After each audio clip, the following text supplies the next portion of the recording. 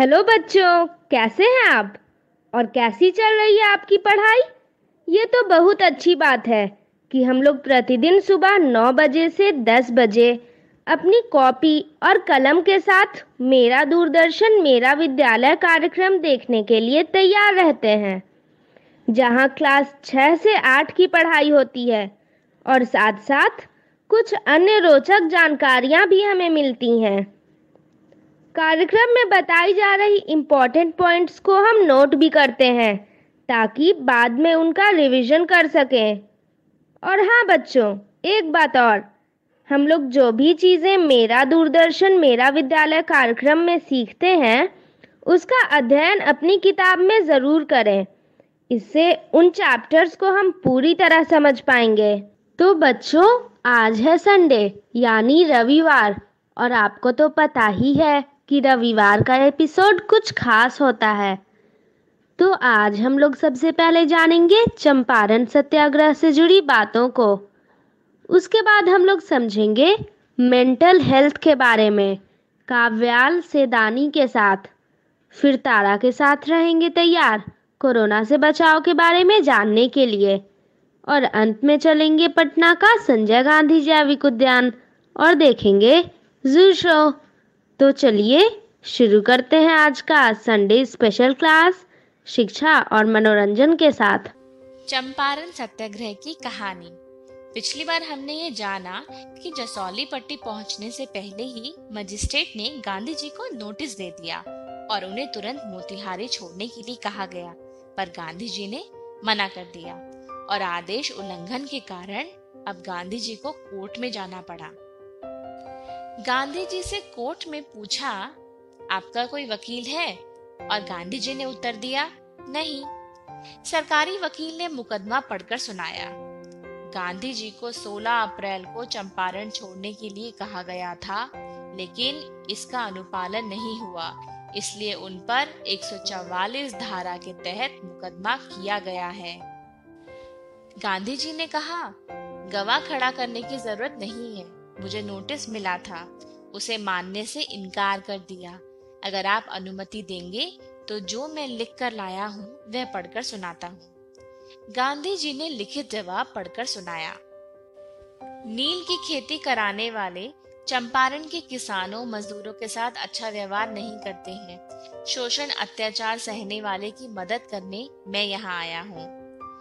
मैं यहाँ आने से पहले किसी भी प्रकार का आंदोलन, शांति भंग या किसी की जान जाएगी, ऐसा मुझे बिल्कुल नहीं लगता। मैं कानून का पालन करने वाला नागरिक हूँ। मेरी इच्छा केवल असल बात जानने की है। ऐसी परिस्थिति में एक मार्ग चुनना होगा। वह मार्ग यह है कि मैंने जो करने का निश्चय किया है उसे करूं। मैंने अंतःकरण की आवाज सुनकर चंपारण के किसानों के दुख तकलीफ जानने के लिए कानून तोड़ा है। निवेदन सुनते ही सभी लोग स्तब्ध हो गए। मजिस्ट्रेट भी देखते रह गए। वे बोले, आपने निवेदन तो पढ़ा, लेकिन स्पष्ट रूप से यह नहीं कहा कि आपने गलती की है या नहीं की।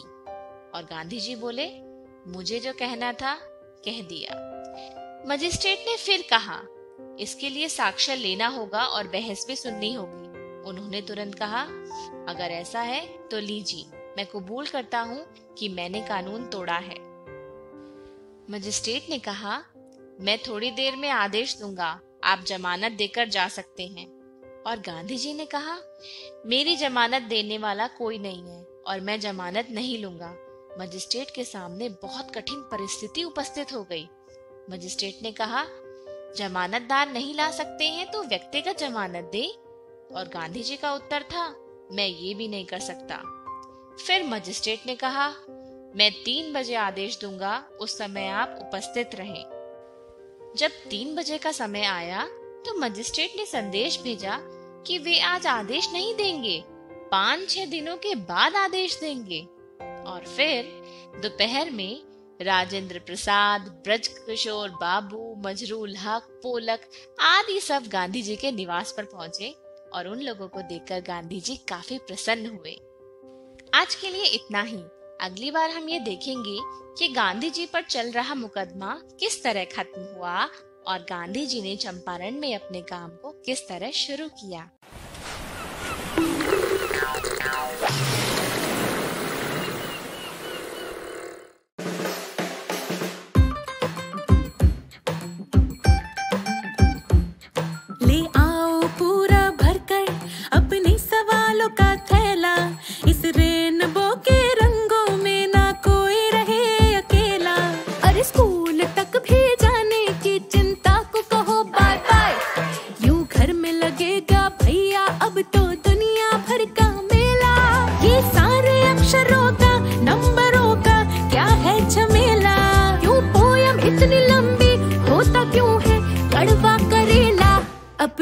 कहानी जो जी चाहे वो लिखे। ओहो स्कूल टीवी से अब समझे और सीखे। सपनों के बादल में उड़ जाए, नॉलेज के जंगल में खो जाए। सपनों के बादल में उड़ जाए।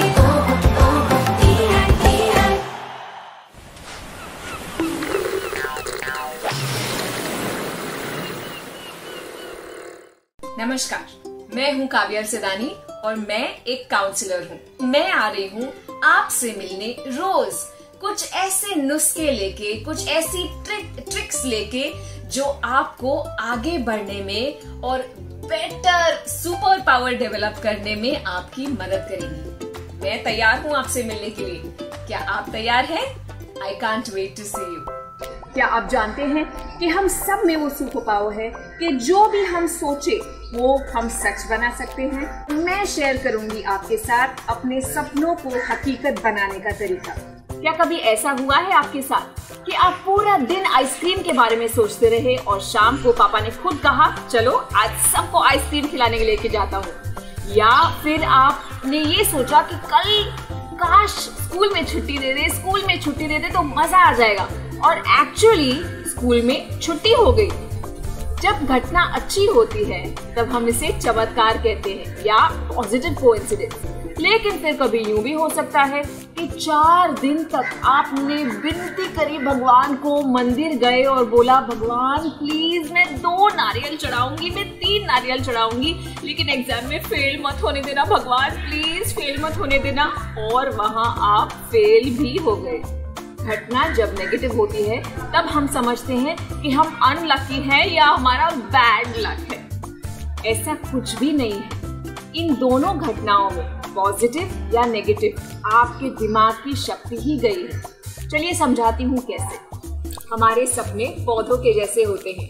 कितने सारे पौधे हो सकते हैं हमारे पास, कुछ जिसमें से फूल आए, कुछ जिसमें फल, कुछ जिसमें सुगंध, कुछ जिसमें कांटे और कुछ जिसमें जहर। अब मुझे ये बताइए कि इन सब पौधों में से कौन सा पौधा बढ़ेगा? सोचो सोचो, बताओ बताओ। अरे इतना भी मुश्किल नहीं है। जिस पौधे में आप पानी और खाद ज्यादा डालेंगे वही तो पौधा बढ़ेगा ना, और जिस पौधे को आप भूल जाएंगे वो पौधा बेचारा मर जाएगा। हमारे विचार भी वो पानी और खाद ही है। तकलीफ यहाँ है कि हम हमारी पूरी शक्ति, हमारे पूरे विचार उस चीज में लगाते हैं जो चीज हमको नहीं चाहिए, और उस चीज को भूल जाते हैं जो हमको सबसे ज्यादा चाहिए। तो अब इस चीज को चेंज कैसे किया जाए? ये जो हमारी हर चीज में ना, नहीं, नो बोलने की आदत है, उसको नो को कचरे में फेंक के हाँ को अपनाना है, यस को अपनाना है।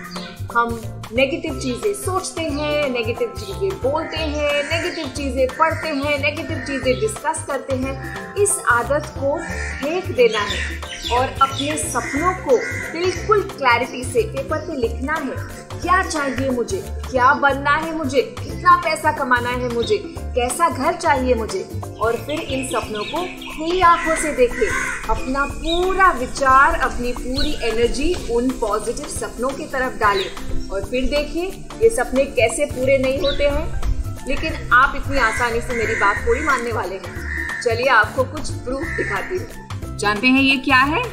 इसे कहते हैं पेंडुलम। ये आप किसी भी साधारण चेन और पेंडुलम से भी कर सकते हैं। ये प्रूफ है कि आपका दिमाग बहुत पावरफुल है, और जैसे आप अपनी विचार चेंज करेंगे वैसे आपके आसपास की स्थिति चेंज होगी। तो ट्राई करें, बिल्कुल ध्यान से देख लीजिए। मैं कोई चीटिंग नहीं कर रही हूँ, ना मेरा हाथ हिल रहा है ना मेरा एल्बो, लेकिन अब मैं सिर्फ अपने दिमाग की शक्ति से इसको डायरेक्शन देने वाली हूँ। अब मैं इसे बोलने वाली हूँ कि ये क्लॉकवाइज यानी घड़ी के कांटे के बराबर मूव हो। ध्यान से देखिएगा, क्लॉकवाइज जाना है। देख रहे हैं आप इसका मूवमेंट? बिल्कुल क्लॉकवाइज।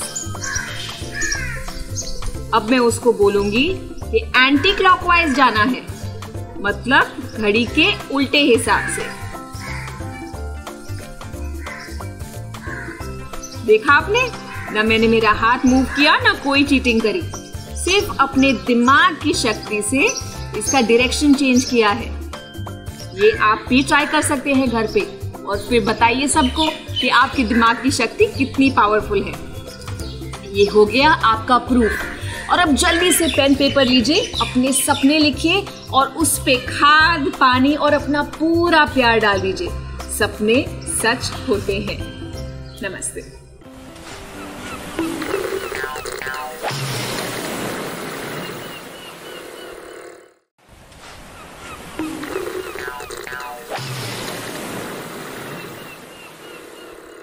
और आज हम बात करने वाले हैं एक ऐसी चीज पे, एक ऐसे शस्त्र पे जो दुनिया में सबसे पावरफुल है। ऐसा शस्त्र जो मेरे पास भी है, आपके पास भी है, हम सबके पास है। एक ऐसा शस्त्र जो ना ही इस दुनिया को बिगाड़ सकता है, लेकिन इस दुनिया को बचा भी सकता है। क्या आप गेस कर पा रहे हैं कि ये ऐसा शस्त्र क्या है? ये शस्त्र है हमारे शब्द, हमारी भाषा। हम क्या बोलते हैं, कैसे बोलते हैं, किस तरह से बोलते हैं। ये या तो सामने वाले में जान भर सकता है या उनकी जान ले सकता है। चलिए जानते हैं little more about the power of your words. हमने सबसे सुना है, हमारे बड़ों से, हमारे टीचर से, माँ बाप से, कि अपने शब्दों को रिस्पॉन्सिबली इस्तेमाल करो। थोड़ी और जिम्मेदारी से सोच के बोलो क्या बोल रहे हो, क्योंकि अगर हमारे मुंह से कुछ निकल गया तो वो सामने वाले को चुप कर ही रहेगा। और कितने लोगों के साथ ऐसा हुआ है कि बचपन में किसी टीचर ने कुछ बोल दिया, या माँ बाप ने कुछ बोल दिया, या किसी दोस्त ने कुछ बोल दिया, कुछ ऐसी चीज जो हमको खटक गई, हम आज तक नहीं भूल पाए हैं। आज जो मैं आपको दिखाने वाली हूँ उसे कहते हैं एक्सपेरिमेंट्स विथ वाटर।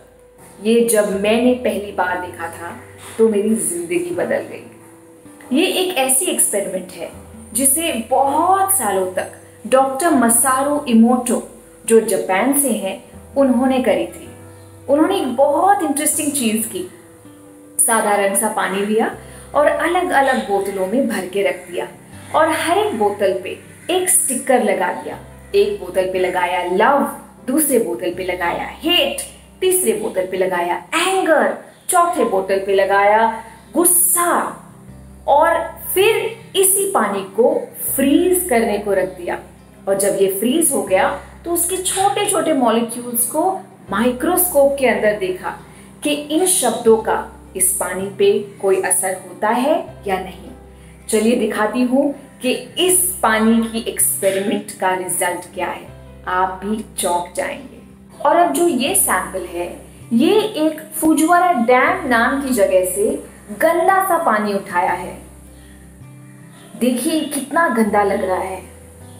और अब इसी पानी को दुआ और प्रार्थनाओं से सजाया गया है। देखिए इस पानी पे कितना फर्क आ गया है। ये जो आप पहला सैंपल देख रहे हैं, ये सैंपल पे स्टिकर लगाया था उन्होंने थैंक यू का, मतलब धन्यवाद। देखिए सिर्फ इस शब्द की खूबी से कितना खूबसूरत शेप मिल गया है इस पानी को। अब ये जो दूसरा सैंपल है, इस पे लगाया है लव और अप्रिसिएशन, मतलब प्यार और किसी को धन्यवाद कहना, प्यार जताना। कितना खूबसूरत है ना। अब इस तीसरे सैंपल को गौर से देखिए। इस पे लिखा गया था you make me sick, I will kill you, मतलब तुमसे मुझे घिन आती है, गुस्सा आता है, मैं तुम्हें मार दूंगा। देखिए पानी कितना भद्दा हो गया है। जरा कंपेयर कीजिए प्यार और यू मेक मी सिक वाले पानी को, कितना फर्क है। अमेजिंग है ना। कभी सोचा था कि सादे पानी पे भी शब्दों का कितना असर हो सकता है? और अगर होता भी है तो हमें क्या? कभी सोचा है? हमें इसलिए फर्क पड़ता है क्योंकि हमारा शरीर 70 से 80% पानी से बना है। तो जरा सोचिए दूसरे लोगों के कड़वे शब्दों और अपने कड़वे विचारों से हमारे शरीर पे क्या बीतती होगी।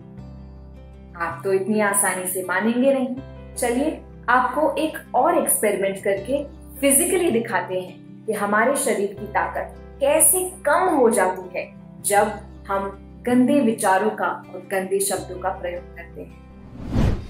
और आज हमारी एक्सपेरिमेंट के लिए हमारे साथ है ये ब्यूटीफुल सी गुड़िया वलोमी। थैंक यू फॉर पार्टिसिपेटिंग वलोमी। हाय। ये जो एक्सपेरिमेंट है, डरिएगा मत, बिल्कुल डेंजरस नहीं है, बहुत सेफ है। और मैं आपसे कुछ चीजें कहूंगी, कुछ बातें कहूंगी, पहले कुछ पॉजिटिव फिर कुछ नेगेटिव, और हम सिर्फ देखेंगे कि आपका हाथ स्ट्रॉन्ग रह पाता है या नहीं। ठीक है, आप सभी रेडी हो जाइए एक पार्टनर के साथ, क्योंकि आपको भी ये एक्सपेरिमेंट मेरे साथ करनी है। रेडी वलोमी? चलिए। बहुत खूबसूरत है आप, बहुत टैलेंटेड भी है। I am sure that your parents are very very proud to have you as their daughter, and your friends also must be so lucky to have you as their friend. और आपकी teachers भी आपको बहुत पसंद करती हैं। अब वो सारी चीजें सोचिए जिसको सोच के आपको बहुत खुशी मिलती है। Just think of everything. क्या अच्छा लगता है आपको? खाना अच्छा लगता है, फ्रेंड्स अच्छे लगते हैं, घूमना अच्छा लगता है। जस्ट से थैंक यू फॉर इट।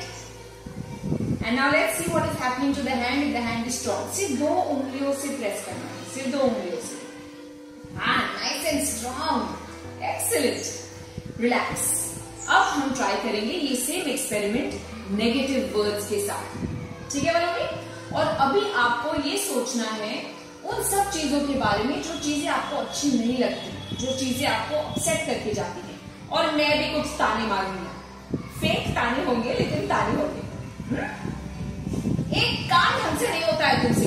कुछ कर पा रहे हो या नहीं जिंदगी में? ना पढ़ाई कर रहे हो, ना बाहर ठीक से काम कर रहे हो, पूरा दिन बस टीवी, पूरा दिन बस स्क्रीन। एग्जाम में मार्क्स भी नहीं आ रहे तुम्हारे ठीक से, पूरा दिन फ्रेंड्स के साथ फोन पे लगे रहते हो, कपड़े पहनने का ठिकाना नहीं है, ये नहीं खाना, वो नहीं खाना। अब फिर से एनर्जी टेस्ट करें और अब सब चीजों के बारे में सोचो जो आपको अच्छी नहीं लगती है। अभी जो मैंने डांट दी उसके बारे में भी सोचो, और अब देखते हैं उनके हाथों की एनर्जी से क्या होता है। सिर्फ 2 फिंगर से टेस्ट करना है। 1 2। क्या हो गया आपके हाथ को? क्या हो गया आपके हाथ को? लास्ट टाइम तो अच्छा भला स्ट्रॉन्ग था। Would you like to share with us what happened, Valomi? My hand was very strong before, but फिर आपने नेगेटिव बोला तो वीक हो गया। वीक हो गया। Isn't that amazing? कि सिर्फ कुछ चीजें सुनने से या कुछ चीजें सोचने से हमारे शरीर की एनर्जी या तो स्ट्रॉन्ग हो जाती है या तो वीक। अब आप समझ में आ रहे हैं आपको कि आप बार बार बीमार क्यों पड़ रहे हैं? क्योंकि आप खुद या तो नेगेटिव चीजें सुने जा रहे हैं या खुद अपने आप बोले जा रहे हैं, मुझसे नहीं होगा, I am not good enough, पता नहीं मैं कर पाऊंगा या नहीं। वो सब डायलॉग्स को साइड में रखना है। थैंक यू वलोमी। अब जरा सा सोचिए, शब्द एक ऐसी चीज है जो अगर मीठा बोले तो सबके मन को खुश कर देते हैं, और अगर कड़वा बोले तो हम बीमार भी हो सकते हैं। इसलिए अपने शब्दों के पावर को रिस्पॉन्सिबली यूज करें।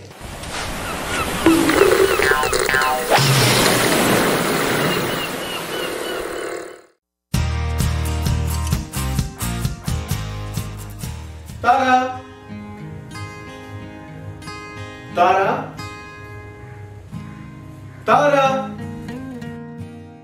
अरे तारा, तुम चादर के नीचे हो क्या?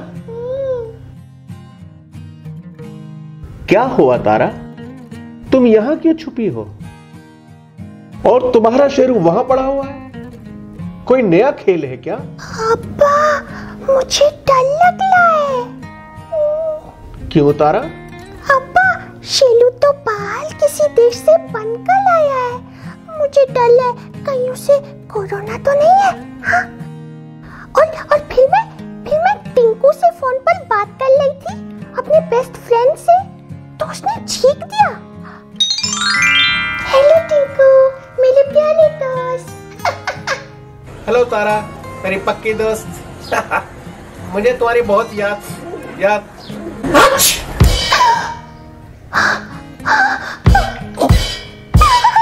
सॉरी, छींक आ गई। मुझे तुम्हारी बहुत याद आ रही थी तारा। तारा,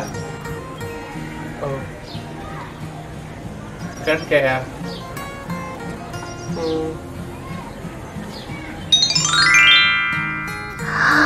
अगर कहीं टिंकू को भी कोरोना है तो अब ना मैं शेलू से खेलूंगी ना टिंकू से फोन पर बात करूंगी। ओह, तो ये बात है। तारा, चादर से बाहर आओ। तारा, डरो नहीं, मैं हूं ना। तारा, कोई दूसरे देश या जगह से आया है, इसका मतलब ये नहीं कि उसे कोरोना है। और टिंकू की छींक, कहीं मुझे उससे ये वायरस आ गया तो? तारा, हर छींक और खांसी कोरोना वायरस से नहीं जुड़ी है, और फोन पर बात करने से ये थोड़ी ही फैलती है। इधर उधर की बातों में आके तुम अपने साथ या दूसरों के साथ भेदभाव मत करो। तारा, भेदभाव मतलब पापा? मतलब ये कि गलत ना होने पर भी किसी को दोष देना या उसके साथ बुरा बर्ताव करना, उसे भेदभाव कहते हैं। तारा, अब्बा, याद है एक बार टीचर ने मुझे डांटा था जबकि मेरी गलती भी नहीं थी, तो मुझे कितना बुरा लगा था। कहीं शेलू को और टिंकू को भी वैसे ही तो नहीं लग रहा? हाँ तारा, बिल्कुल वैसा ही लग रहा होगा, उन्हें बहुत बुरा लग रहा होगा। अच्छा तारा, ये बताओ, अगर किसी की तबीयत खराब हो तो हम क्या करते हैं? हम उनकी देखभाल करते हैं, उन्हें खुश रखने की कोशिश करते हैं ताकि वो जल्दी जल्दी ठीक हो जाए, है ना? बिल्कुल ठीक। पर सोचो तारा, अगर हम दूसरों से भेदभाव करेंगे तो वो इसके डर से बातें छुपाएंगे, इलाज के लिए नहीं जाएंगे, जिससे कोरोना वायरस और भी फैलेगा। मैं समझ गई अब्बा।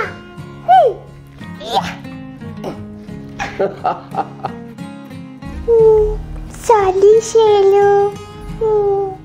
ओह, मैं टिंकू को भी फोन करके सॉरी बोलूंगी। हेलो मेरे प्यारे दोस्त Tinku. Hello Tara. I am sorry, मैंने डर के जल्दी जल्दी में फोन कट कर दिया था। कोई बात नहीं तारा, हम लोग पक्के दोस्त हैं ना। अब मैं ऐसा कभी नहीं करूंगी, प्रॉमिस। अरे तारा, सुनो तारा, डॉक्टर अंकल को नमस्ते बोलो। हेलो, नमस्ते डॉक्टर अंकल। नमस्ते तारा। अरे क्या हुआ, आप ऐसे उदास क्यों हैं? अरे कुछ नहीं, आजकल कुछ लोग डॉक्टर्स और ऐसे तमाम लोगों के साथ भेदभाव कर रहे हैं जो कोरोना से सबको बचाने में लगे हुए हैं। पर ये तो गलत है। आप और आपके जैसे सभी लोगों को तो थैंक यू बोलना चाहिए। तारा, काश सब लोग तुम्हारी तरह सोचते। दोस्तों, कहीं आप तो किसी के साथ भेदभाव नहीं कर रहे हैं ना? डॉक्टर वगैरह तो हमारी मदद ही कर रहे हैं, उनके साथ बुरा बर्ताव तो बहुत गलत बात है। अच्छा डॉक्टर अंकल, क्या हम आपके काम में कोई मदद कर सकते हैं?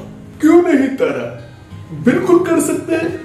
अभी घर में ही रहो, दूसरों की गलत बातों में मत आओ, इससे हमारा काम आसान होगा, क्योंकि ऐसे कोरोना को फैलने से हम रोक सकते हैं। Okay doctor uncle, bye bye. तुम ये सामान लेकर कहाँ जा रही हो तारा? वो तो मैं और अप्पा पौधों की देखभाल करेंगे, उनको पानी देंगे डॉक्टर अंकल। गार्डनिंग, ये तो बहुत मजेदार काम है तारा। अच्छा मैं भी चलता हूँ तारा, तुम कभी कभी यूं ही मुझे फोन कर लिया करो, मुझसे बातें कर लिया करो, अच्छा लगता है। जरूर doctor uncle, bye bye. Okay bye. अप्पा देखो, बोला ना देखो, बोला ना सुनो, बोला ना कहो। मजा आया ना तारा? बहुत मजा आया अप्पा। ठीक है तारा, तो ये बताओ तुमने क्या सीखा? भेदभाव से नहीं, मेल मोहब्बत का हो साथ, तो हम जरूर देंगे कोरोना को मात। हाँ? बिल्कुल सही।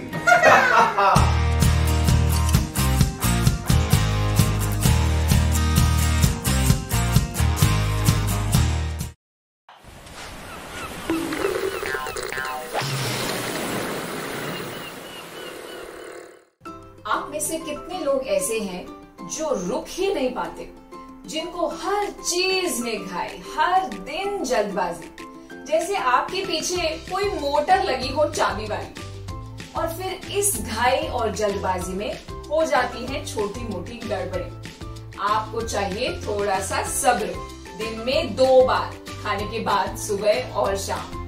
1960 में एक बहुत मजेदार एक्सपेरिमेंट किया गया कुछ बच्चों के साथ। इस एक्सपेरिमेंट का नाम था द कुकी चैलेंज।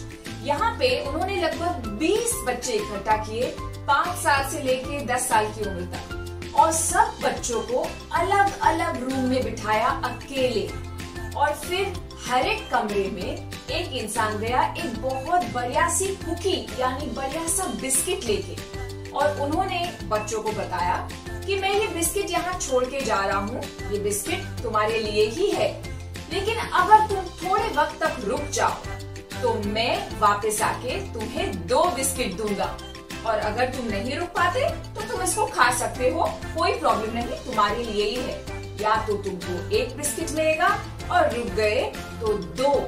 अब इस एक्सपेरिमेंट का कमाल देखिए, जब वो वापस आए 10 मिनट के बाद तो कुछ बच्चे ऐसे बिस्किट को पकड़ के सूंघ रहे थे, कुछ और बच्चे थोड़ा थोड़ा बिस्किट को खुरेद के चख रहे थे, और कुछ बच्चे ऐसे करके बैठ गए थे कि हमें तो बिस्किट को देखना ही नहीं है क्योंकि हमें 2 चाहिए। एक्सपेरिमेंट यहाँ खत्म नहीं हुई।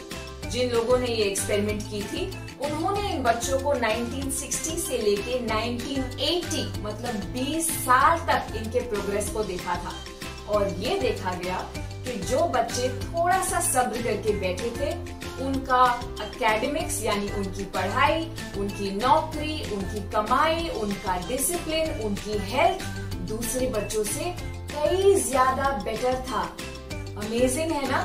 थोड़ा सा सब्र हम सबके लिए क्या क्या कर सकता है। तो ये सब्र यानी पेशेंस हम क्यों नहीं रख पाते?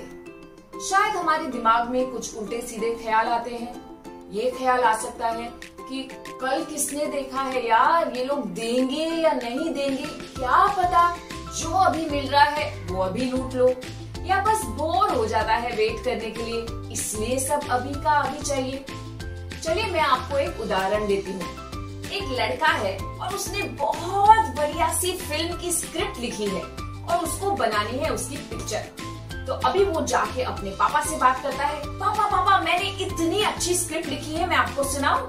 और जब वो अपने पापा को स्क्रिप्ट सुनाता है तो उसके पापा बोलते हैं, वाह वाह क्या स्क्रिप्ट है, मजा आ गया। फिर जाके वो अपने दोस्तों को सुनाता है कि यार मैंने बहुत बढ़िया सी स्क्रिप्ट लिखी है, सुनो इसे। और सब दोस्त भी उसके लिए ताली बजाते हैं, क्या बढ़िया स्क्रिप्ट है, सुपर हिट पिक्चर, एकदम बना बना बिंदास, तो हीरो हो जाएगा। ऐसे करके वो अपनी स्क्रिप्ट 5-6 लोगों को सुनाते जाता है, और फिर जब 5-6 महीने के बाद लोग उसे पूछते हैं, अरे भैया तुम्हारी पिक्चर का क्या हुआ? तो ये बोलता है, अरे हाँ वो तो बन रही है, देखता हूँ, अभी टाइम नहीं मिला, अभी ये हो गया, अभी वो हो गया। पता है यहाँ गड़बड़ क्या हुई? इस भाई साहब को सबको स्क्रिप्ट सुना के तभी के तभी इतनी ज्यादा वाहवाही मिल गई तो उसी से दिल खुश हो गया। अभी पिक्चर बनाने की मेहनत कौन करेगा? तो ऐसे ही जब हम सब्र नहीं रख पाते, थोड़ा रुक नहीं पाते, तो हमारे सारे काम आधे अधूरे टुकड़ों टुकड़ों में रह जाते हैं। तो अब हमें क्या करना है?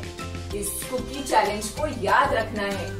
अगर आप थोड़ा सा सब्र कर पाए, रुक पाए, तो आपकी तरक्की दुगनी हो जाएगी। थोड़ा सा लोगों पे और भरोसा करें, अपनी मेहनत कुछ और लगाएं, घाई में ना रहे, सब कुछ अभी का अभी चाहिए, इसको छोड़ दे साइड पे। क्यों? क्योंकि सब्र का फल मीठा होता है।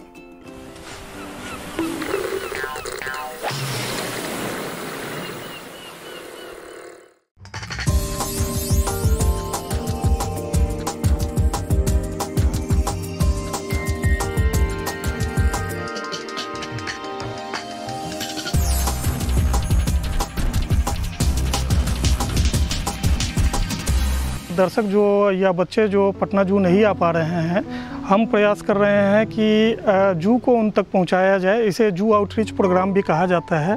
प्रतिदिन जू के अलग अलग इनक्लोजर्स से दर्शकों तक पहुंचने का प्रयास करेंगे और इसमें हम लोग कोशिश करेंगे कि जितनी भी हम लोगों के पास संसाधन है उसमें अत्यधिक ज़्यादा से ज़्यादा लोगों को इन्फॉर्मेशन और मनोरंजन के लिए जानकारी दी जा सके।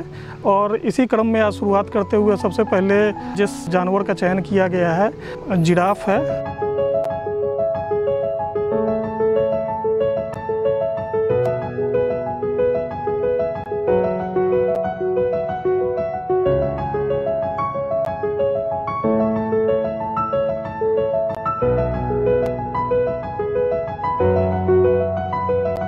जिराफ के भी ब्रीडिंग में हम काफ़ी तेज़ी से आगे आ रहे हैं और अभी वर्तमान में इंडिया के लगभग 155 जू में हमारा स्थान तीसरे स्तर पे है।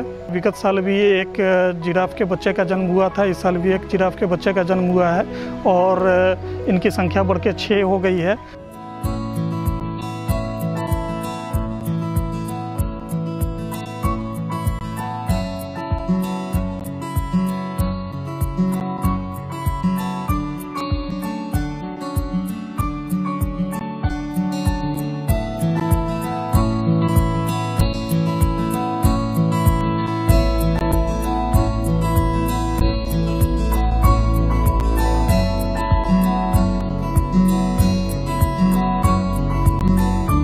जैसा कि हम सभी जानते हैं कि जिराफ मूलतः ये इंडिया में नहीं पाए जाते हैं, ये अफ्रीका के ही जानवर हैं और ये धरती पर पाए जाने वाले सबसे बड़े रूमिनेंट हैं और ये सबसे लंबे जानवर हैं धरती पर पाए जाने वाली। इनका हाइट जो होता है लगभग 14 से 18 फीट तक ये हाइट को अटेंड करते हैं और इनका जो वज़न होता है ये 1200 केजी से लेकर के 1800 केजी तक वेरी करता है। जो फीमेल होती हैं उनका वज़न 1200 केजी तक पाया जाता है, जो एडल्ट मैच्योर मेल हैं उनका 1800 केजी तक होता है।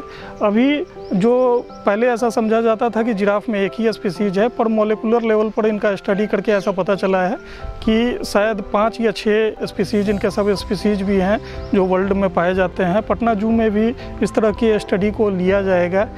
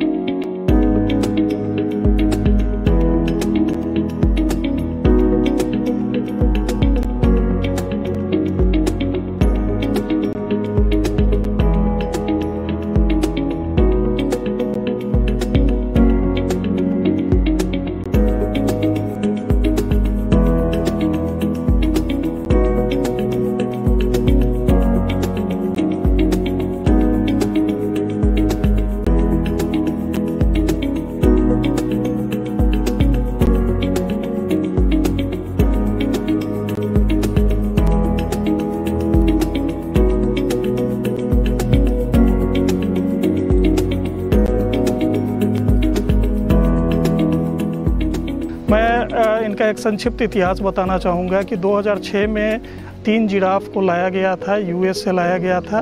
सृष्टि, विकास और शांति, 3 जिराफ को यहाँ पर लाया गया था और लगातार उसके बाद से इनका प्रजनन होता रहा है और इन जानवरों को एक्सचेंज में भी दूसरे जू को दे करके इसके अदला बदली के तहत दूसरे जानवर भी लाए जाते हैं।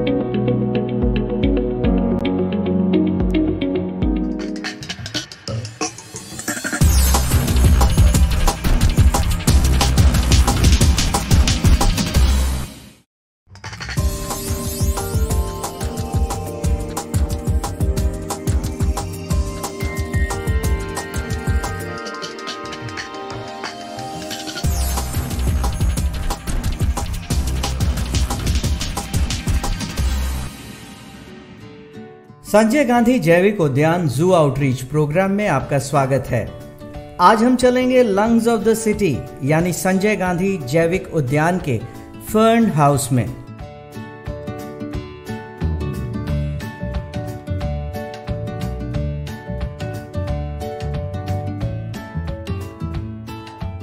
फर्न को जड़, तना, पत्ती 3 भागों में बांटा जा सकता है। ये बीजाणु धानियों से बीजाणु उत्पन्न करता है। इसी से नए पौधों की उत्पत्ति होती है। वे बीजाणु धानियां पत्तियों में पाई जाती हैं, जो ध्यान पूर्वक देखने पर दिखाई देती हैं।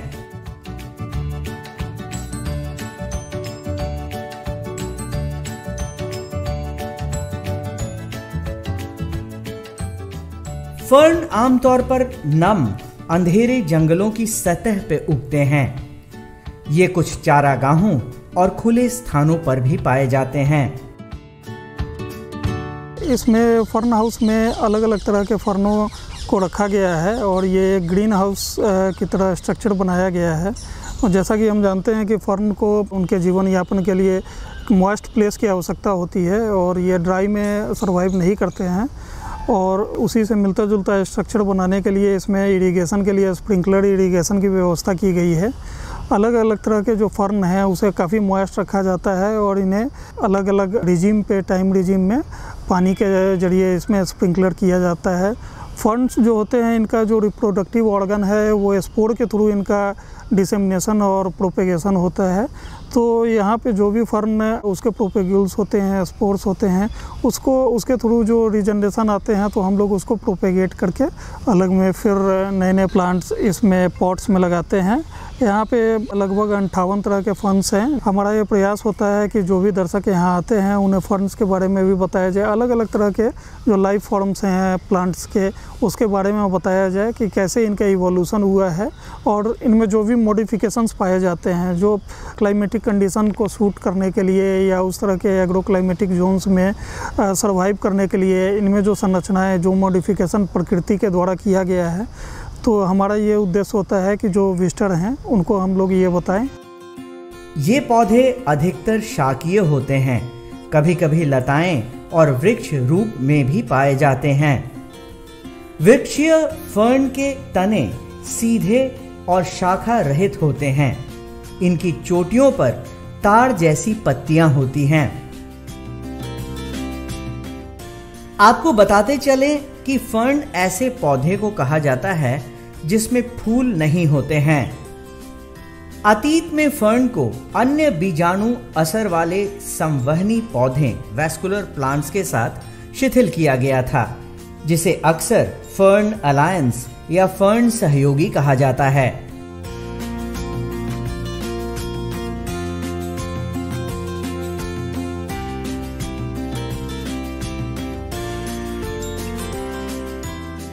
हाल के अनुवांशिक अध्ययनों से फर्न और फर्न सहयोगियों के बीच संबंधों के बारे में पता चलता है। सबसे पहले फर्न हॉर्सटेल से निकटता से संबंधित प्रतीत होते हैं। वास्तव में हॉर्सटेल को अब फर्न के रूप में वर्गीकृत किया गया है। फर्न हाउस, पटना जू का फर्न हाउस काफ़ी लोगों में, खासकर युवाओं में काफ़ी अपना महत्व रखता है। यहाँ लोग आकर के काफ़ी देर तक उसमें समय गुजारते हैं और फर्न के बारे में उसकी जानकारी प्राप्त करते हैं। कुछ लोग वहाँ हैं जो कि उसके बारे में जानकारी भी देते हैं। कई लोग तो उसके प्रजातियों के बारे में नोट करके भी ले जाते हैं। फर्न हाउस का देख रेख में काफ़ी ध्यान दिया जाता है। उसके रख रखाव के लिए मॉइस्चर मेंटेन किया जाता है, ह्यूमिडिटी, पानी का फव्वारा हमेशा दिया जाता है। चूँकि फर्न जो भी हैं वो नमी वाले जगह पे ज़्यादा होते हैं, नमी में ही सर्वाइव बड़े अच्छे तरह से करते हैं। इसके ख्याल से पटना जू में उसको विशेष तरह से रखा जाता है एवं उसकी देखरेख की जाती है। पारिस्थितिक रूप से फर्न समशीतोष्ण और उष्णकटिबंधीय क्षेत्रों के छायांकित नम जंगलों के सबसे अधिक पौधे हैं। कुछ फर्न प्रजातियां मिट्टी पर समान रूप से बढ़ती हैं। संवहनी पौधे वास्कुलर प्लांट्स, जिसे ट्रेकोफाइटस के रूप में भी जाना जाता है, पौधों का एक बड़ा समूह बनाते हैं जिन्हें भूमि के पौधों के रूप में परिभाषित किया गया है, जिसमें लिंगिफाइड टिश्यू होते हैं। संवहनी पौधों में क्लब मास, हॉर्सटेल, फर्नेरू, जिम्नोस्पर्म और एंजियोस्पर्म शामिल हैं। संजय गांधी जैविक उद्यान के फर्न हाउस में फर्न्स के अलावा कुछ छांव में रहने वाले अन्य सजावटी पौधों को भी रखा गया है।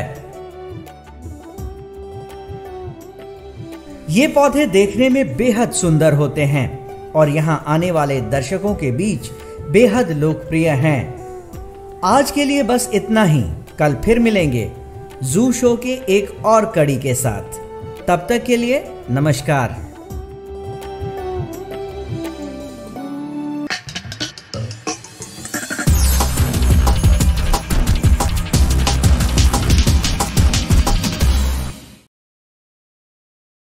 नमस्कार। आप सभी लोगों का भारतीय रिजर्व बैंक पटना की ओर से हार्दिक स्वागत है। आप लोगों की अनुमति लेकर आज मैं आप सभी लोगों को भारतीय रिजर्व बैंक के साथ पहचान करवाता हूं। भारतीय रिजर्व बैंक की स्थापना भारतीय रिजर्व बैंक अधिनियम 1934 के प्रावधानों के अनुसार 1 अप्रैल 1935 को हुई। रिजर्व बैंक का केंद्रीय कार्यालय प्रारंभ में कोलकाता में स्थापित किया गया था, जिसे 1937 में स्थायी रूप से मुंबई में स्थानांतरित किया गया। केंद्रीय कार्यालय वह कार्यालय है जहां गवर्नर बैठते हैं और जहां नीतियां निर्धारित की जाती हैं। 1949 में राष्ट्रीयकरण के बाद से इस पर भारत सरकार का पूर्ण स्वामित्व है। तो भारतीय अर्थव्यवस्था में भारतीय रिजर्व बैंक की भूमिका क्या है, आइए इसको जानते हैं। भारतीय रिजर्व बैंक देश के विकास को ध्यान में रखते हुए मूल्य स्थिरता बनाए रखता है। साथ ही यह बैंकिंग प्रणाली में लोगों का विश्वास बनाए रखता है तथा जमाकर्ताओं के हितों की रक्षा करते हुए आम जनता को किफायती बैंकिंग सेवाएं उपलब्ध कराता है। देश की सर्वोच्च वित्तीय संस्था होते हुए यह न केवल विदेश व्यापार और भुगतान को सुविधाजनक बनाता है, बल्कि भारत में विदेशी मुद्रा बाजार का क्रमिक विकास करता है और उसे बनाए भी रखता है। मुद्रा जारीकर्ता के रूप में यह आम जनता को अच्छी गुणवत्ता वाले करेंसी नोटों और सिक्कों की पर्याप्त मात्रा उपलब्ध कराता है। भारतीय रिजर्व बैंक का पूरे भारत में 27 क्षेत्रीय कार्यालय तथा 4 उप कार्यालय हैं, जिनमें अधिकांश राज्यों की राजधानियों में स्थित हैं। आप सभी लोगों को जानकर बहुत खुशी होगी कि आपके राज्य में भारतीय रिजर्व बैंक का एक कार्यालय पटना में गांधी मैदान के पास स्थित है। वह कार्यालय उपभोक्ता संरक्षण एवं वित्तीय जागरूकता हेतु समय समय पर विभिन्न पहल का आयोजन करता है। इस पहल के एक हिस्से के रूप में हमने इस वीडियो को डिजाइन किया है ताकि आप सुरक्षित डिजिटल बैंकिंग को समझ सकें। हम आशा करते हैं कि ये वीडियो आपके लिए सूचनात्मक एवं मददगार साबित होगा। आरबीआई कहता है सुरक्षित डिजिटल लेन देन आपके घर की सुरक्षा से किया जा सकता है। मतलब सब भाई बहन कक्का काकी को बतलाना है कि अब बैंक जाए के जरूरत नहीं है, अब घर से बैठकर बैंक का काम किया जा सकता है। समझे? भारतीय रिजर्व बैंक आरबीआई कहता है सुरक्षित रहें, सुरक्षित डिजिटल लेन देन करें। इसको ऐसे समझिए आप लोग, ओटीपी जो लेन देन के समय आपके मोबाइल पर आता है उसको साझा नहीं करना है, उसको किसी को नहीं बताना है, चाहे वो घर के लोग ही क्यों ना हो। आप लोग अपने ATM card, debit card, credit card की जानकारी किसी को ना दें। अपने एटीएम कार्ड का नंबर नहीं बताना है किसी को, उसका जो पिन होता है वो भी नहीं बताना है। आपको एटीएम खुद जाना है, आपको खुद वहाँ से पैसा निकालना या जमा करना है, किसी और के भरोसे नहीं रहना है। आरबीआई कहता है अपना कार्ड सुरक्षित ढंग से इस्तेमाल करें। मतलब आपका बैंक कभी भी आपको फ़ोन करके कार्ड के बारे में नहीं पूछेगा आपसे। अगर आपको कोई फ़ोन करके डिटेल पूछता है तो समझ लीजिए वो सही आदमी नहीं है, ओकरा कुछ नहीं बताना है। ध्यान रखिएगा इस बात का। आप लोग कभी भी अपना password, pin, OTP, CVV, UPI pin इत्यादि किसी के साथ शेयर ना करें। जैसे पहले हम बताया आपको, पहले के आप स्लाइड में देखिएगा, आपको बताए थे पासवर्ड के बारे में, पिन के बारे में, OTP के बारे में। उसी तरह इसमें हम आपको बता रहे हैं CVV के बारे में। हर कार्ड के पीछे, चाहे वो डेबिट कार्ड हो, चाहे वो क्रेडिट कार्ड हो, उसके पीछे एक मैग्नेटिक स्ट्राइप होता है काले रंग का। उसके ऊपर 3 अंक का एक CVV नंबर लिखा रहता है, जिसको हम लोग इंटरनेट से कोई ट्रांजैक्शन करते हैं ना, तब उससे में हम लोग यूज़ करते हैं।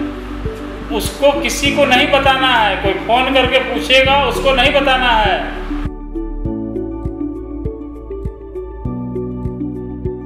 ऑनलाइन लेन देन के समय धोखाधड़ी होने पर तुरंत अपने बैंक को सूचित करें।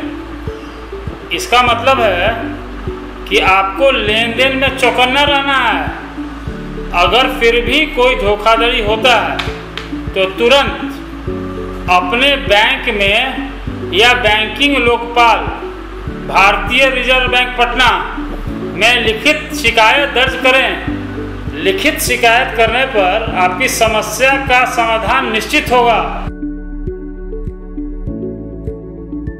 ऑनलाइन बैंकिंग के लिए केवल सत्यापित, सुरक्षित और विश्वसनीय वेबसाइट और ऐप का ही इस्तेमाल करें। आप सभी लोग इंटरनेट बैंकिंग या मोबाइल बैंकिंग का इस्तेमाल जरूर करें। इसके लिए ध्यान रखना है कि ऐप का चुनाव सही हो, इसमें किसी से गुमराह नहीं होना है। आरबीआई कहता है सुरक्षित डिजिटल लेन देन की शुरुआत होती है आपसे। डिजिटल लेन देन के समय क्या करना है और क्या नहीं करना है, इसका ध्यान जरूर रखना है। आप सभी लोगों को हमेशा सतर्क रहना है और दूसरों को भी सतर्क रहने की सलाह देनी है।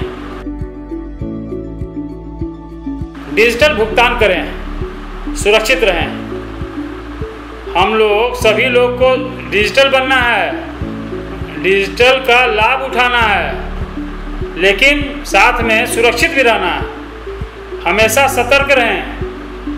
आप सभी भाई बहन से एक और आग्रह है कि दूसरे लोगों के भी प्रेरित करना है कि वो डिजिटल लेन देन अपनाएं। बस, धन्यवाद।